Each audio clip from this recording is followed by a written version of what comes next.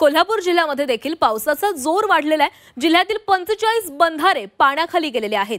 गगनबावडा, राधानगरी तालुक्यासह तुळशी, कुंभी, पाडगाव, चिकोत्रा, घटप्रभा, धामणी धरण क्षेत्रामध्ये अतिवृष्टी झालेली आहे। राधानगरी धरणाचे 6 दरवाजे उघडण्यात आले असून त्यातून 11,500 क्युसेक पाण्याचा विसर्ग सुरू आहे। जिल्ह्यातील सर्वच नद्यांनी आपलं पात्र सोडलेलं असून अनेक नद्यांचं पाणी रस्त्यावर येऊ लागलेलं आहे। कोल्हापूर गगनबावडा या राष्ट्रीय महामार्गावरती मांडुकली जवळ रस्त्यावर पाणी आल्यानं हा मार्ग वाहतुकीसाठी बंद करण्यात आलाय। कोल्हापूर राजापूर हा मार्ग देखील नदीच्या पाण्यामुळे बंद झालेला आहे।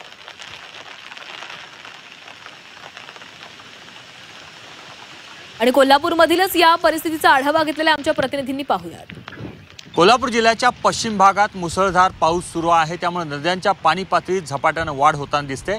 मी उभा आहे कोल्हापुरातल्या शिवाजी पुलावर। आपण पाहू शकता पंचगंगा नदीचं पाणी कशा प्रकारे पसरताना दिसतंय। एकूणच आपण पाहतो की 35 फुटाहून अधिक सध्या पंचगंगा नदी वाहताना दिसते। एकूणच आपण पाहतो की पंचगंगेची इशारा पातळी जी आहे ती 39 फूट इतकी आहे, म्हणजे अवघ्या 4 फूट बाकी आहेत पंचगंगेला इशारा पातळी गाठायला। एकूणच आपण पाहतो की या पार्श्वभूमीवर प्रशासनानं नदीकाठच्या गावांना सतर्क राहण्याचे आदेश दिलेले आहेत। जिल्ह्यातील सर्वच धरणं 100% भरलेले आहेत, त्यामुळे धरणातून मोठ्या प्रमाणात विसर्ग वाढवण्यात आलेला आहे। सध्या राधानगरी धरणातून 11,500 क्युसेक पाणी या ठिकाणी नदीपात्रात सोडलं जाते, त्यामुळे नद्यांच्या पाणी पातळीत झपाट्याने वाढ होताना दिसते। एकूणच आपण पाहतोय की कृष्णा देखील या ठिकाणी फुगवटा निर्माण झालेला आहे कृष्णा नदी पात्रामध्ये, त्यामुळे त्याचं पाणी जे आहे ते बॅक वॉटर आपल्याला पंचगंगेचं म्हणता येईल किंवा इतर उपनद्यांचं म्हणता येईल। त्यामुळे हे पाणी जर पुढं मोठ्या प्रमाणात पुढे सरकलं नाही तर पंचगंगा नदी इशारा पातळीच्या दिशेनं जाऊ शकते। इतकंच नाही तर अनेक मार्ग देखील बंद होऊ शकतात। सध्या जी माहिती मिळालेली आहे त्याच्यानुसार कोल्हापूर गगनबावडा हा राज्यमार्ग बंद झालेला आहे, कारण मांडुकली जवळ त्या ठिकाणी पाणी आलेलं आहे।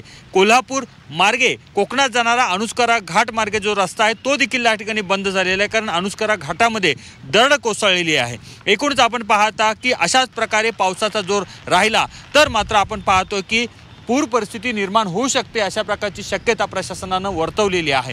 दुसरीकडे आपण जर पाहिलं तर नदीकाठच्या गावांना प्रशासनानं सतर्क राहण्याचे आदेश काल रात्रीपासूनच दिलेले आहेत, त्यामुळे आपण पाहतोय की पाऊस जर थांबला नाही तर मात्र अडचण होईल अशा प्रकारची शक्यता वर्तवली जाते।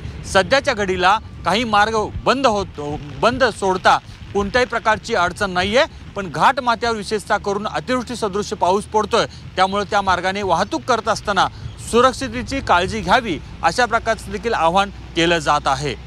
कॅमेरामन मिथुन प्रताप नाईक, झी 24 तास, कोल्हापूर।